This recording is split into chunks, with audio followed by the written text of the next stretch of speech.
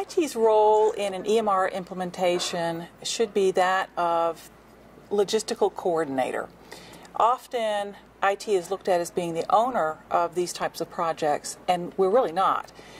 That happens because the organization generally imposes that ownership on IT and assumes because this has something to do with a computer, it must belong to IT.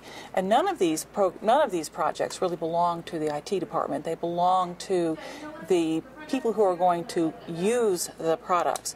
At our institution, for a number of years, the question was asked of me, when are you going to do CPOE? And my response was, never. I'm not a physician. When are the physicians going to do CPOE? When they're ready. So it's the same with in an EMR. It's very important that it not be owned by IT, and you need to be sure that you've constructed it so that it is owned by the practices, by the physicians, nurses, other people in the practices that are going to use the product on a day-to-day basis because they have to drive their process change. It's not about installing a computer and turning on a piece of software and then voila, you're done. It's about really engaging them to see how does this new tool impact the way they do their daily business. How does it impact everything from the check-in process when the patient arrives, to the follow-up process, to engagement with the patient in the room, to the patient's calling back for a refill. There's this, every process gets touched with the use of an EMR. If you just plan to put in the EMR and keep doing things the way you're doing, then you might as well save your money.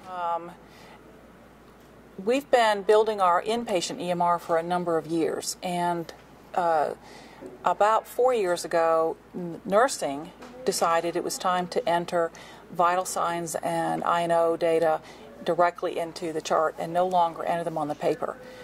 There were no physicians involved in that decision, and there were no physicians involved in the design of how that was going to look.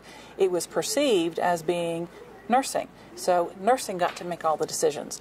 And when we first rolled it out, we got huge pushback from the physicians to the extent that nursing had to put little whiteboards into the rooms and post the latest vitals and results on the whiteboard because they had not taken into account how the physician is going to have access to that data. So it was very interesting. It helped us understand that even those things that we don't think the physicians need to be involved in, they probably do.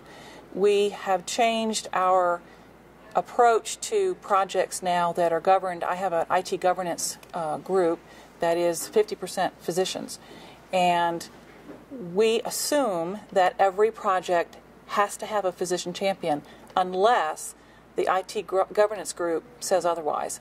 So we don't go in and saying, gee, do you think we need a physician champion for this one? It is, okay, who's going to be the physician champion for this project? And if the group says, well, that's an upgrade to the finance system and we're really not interested, then that can be okay. There were some changes made to our patient practice management system for our physician practices, and again, the physicians weren't involved, and we really heard about that one. We thought this is the front-end process, this is registration, this is scheduling, this affects billing. We had all those people involved, we had medical records involved, didn't involve the physicians, and they were impacted because their staff were impacted. So the complaints we got back from the physicians were, how come we weren't involved in this? Because now we're having delays getting the patients back to the rooms for us to see because they're being tied up in the front because the front staff are trying to deal with this new system you put in. So physicians need to be involved in a lot more than even what we think they should be involved in.